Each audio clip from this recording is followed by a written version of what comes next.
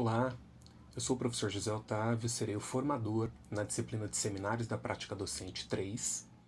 A nossa turma será acompanhada pelo professor Daniel Moura, na função de tutor. Pois bem, todas as disciplinas de seminários no nosso curso têm o objetivo de conciliar essa tensão entre teoria e prática na atuação de professores. Então, a proposta é identificar como que o dia a dia da sala de aula, a atuação efetiva do professor, pode ser orientado e pode colher melhor proveito quando ela é fundamentada por referenciais acadêmicos. Então a gente vai tratar sempre de temas ligados à atuação prática, a organização da aula, a definição dos objetivos, as escolhas que o professor faz e a postura como ele desempenha a sua aula, desempenha o seu planejamento. Na concepção desse curso, que é de formação pedagógica para professores da educação profissional, a gente pensou em 3 disciplinas de seminários da prática docente que teriam uma progressão nessa relação entre teoria e prática. Então, por exemplo, a disciplina de seminários 1, que vocês tiveram que foi elaborada pelo professor Guilherme lá no primeiro semestre do curso, ela teria uma carga maior do componente teórico, mas nunca desprezando o componente prático, pensando aqui na teoria e na prática da atuação docente enquanto o objeto de estudo da disciplina, enquanto o gerador de temas a serem debatidos nas aulas. Essa linha deveria progredir até chegar nos seminários 3, tendo uma maior ênfase sobre o componente prático. Então, essas disciplinas elas prevêem uma continuidade, mas também uma progressão, uma relação de aprofundamento. Para ilustrar isso que eu quero dizer, vou fazer uma relação com seminários 2, que vocês tiveram com a professora Dariane no semestre passado. No conteúdo de Seminários 2, foi bastante frisado a relação hierárquica que existe entre o projeto político-pedagógico de uma instituição, as ementas de cada disciplina, que são subordinadas ao PPP, que devem ser elaboradas de maneira a alcançar o objetivo formativo maior com o qual a escola se compromete no PPP. E, por sua vez, os planos de aula de cada uma dessas disciplinas, o plano para cada aula deve ser elaborado de maneira a atender a proposta da ementa. Então existe uma relação hierárquica que estabelece uma coerência teórica ao dizer que o PPP vem antes, a ementa vem em seguida e os planos de aula são construídos em relação a isso que veio antes. No entanto, a tensão com a prática se dá na seguinte situação.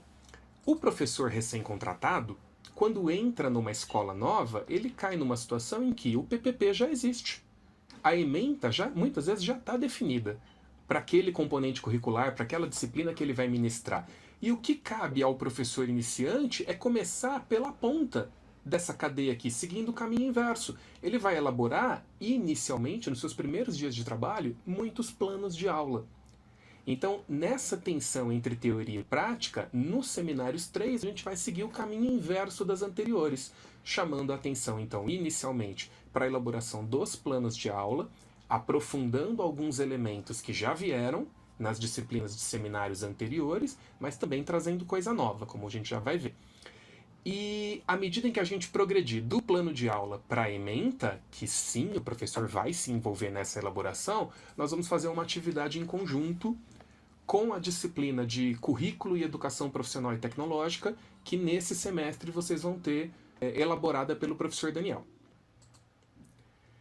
Então os temas que nós vamos trabalhar nessa disciplina de Seminários 3 vão estar divididos da seguinte forma. No primeiro bloco, que tem só uma semana, nós vamos abordar os saberes próprios da docência e introduzir o conceito de PCK, que é uma sigla em inglês para Conhecimento Pedagógico de Conteúdo. Esse tema vai aparecer disperso ao longo de várias outras semanas do curso, mas a gente vai tentar introduzir agora logo no início, na primeira semana e na primeira aula presencial. O segundo bloco é dedicado com mais atenção aos componentes do plano de aula. Alguns desses itens que eu destaquei, aqui com um grifo em amarelo, são os que eu acredito que a disciplina traz de novo. Os demais já apareceram em seminários 1 e 2 e aqui serão aprofundados. Então, sobre os componentes do plano de aula, vamos tratar do conhecimento dos alunos, que é o conhecimento que o professor manifesta a respeito dos seus estudantes. O quanto o professor conhece os seus alunos e o quanto isso pode e deve influenciar o seu planejamento de aula. Vamos abordar também, de maneira um pouco mais aprofundada, a taxonomia de conteúdos, que vocês já viram em Seminários 2, com a professora Dariane. Tratar de estratégias de abordagem, dessa vez não para apresentar novas estratégias, mas para repensar estratégias antigas, tradicionais, como a aula expositiva e os seminários. Vamos introduzir referencial teórico para tratar do uso de analogias no ensino e discutir o papel da avaliação. Terceiro bloco do curso tem 6 semanas e é aqui que vai acontecer a aproximação maior da nossa disciplina com a de Currículo e Educação Profissional e Tecnológica do professor Daniel. A nossa contribuição vai ser propor referenciais para organização do ensino por meio de projetos, como uma estratégia para incentivar práticas interdisciplinares e metodologias ativas de aprendizagem. Como já apresentei, a nossa tarefa em conjunto vai ser a elaboração de uma ementa, que vale tanto para essa disciplina quanto para a de currículo. As últimas 3 semanas do curso são voltadas para uma revisão de cada um desses blocos. Se vocês me permitem fechar essa apresentação com uma provocação, eu vou deixar essa aqui, ó. Qualquer um pode atuar como professor? Ou será que a docência exige saberes especializados? Só para traçar um paralelo, vamos considerar o seguinte. A atuação do médico ou a do arquiteto, do engenheiro civil, por exemplo. É comum, é cotidiano que as pessoas indiquem remédios ou até mesmo tratamentos médicos para os seus amigos, para os seus parentes. No entanto, causa estranhamento se a gente vê alguém que não tem a formação específica do médico se dizendo capaz de atender num consultório. Mesma coisa, o arquiteto ou engenheiro civil, né? Poxa, a gente é capaz de dar palpite sobre a distribuição dos cômodos na planta de uma casa que vai ser construída. A gente é capaz de dar palpites até de caráter estrutural do que é necessário, de inclinações, de virar as janelas para o norte. No entanto, para registrar um projeto na prefeitura, é preciso uma formação específica. É esperado dessa pessoa uma competência especializada, uma competência específica. Mas e do professor?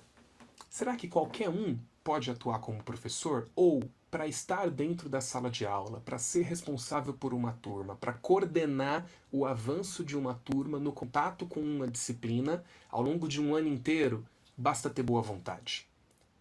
Se é necessário um conhecimento especializado, que tipo de conhecimento é esse? E como o professor adquire esse conhecimento especializado? A gente vai voltar nessa questão ao longo da primeira aula, ao longo do curso todo e principalmente no primeiro encontro presencial. Espero que seja uma disciplina produtiva para todos. Um abraço e até a próxima.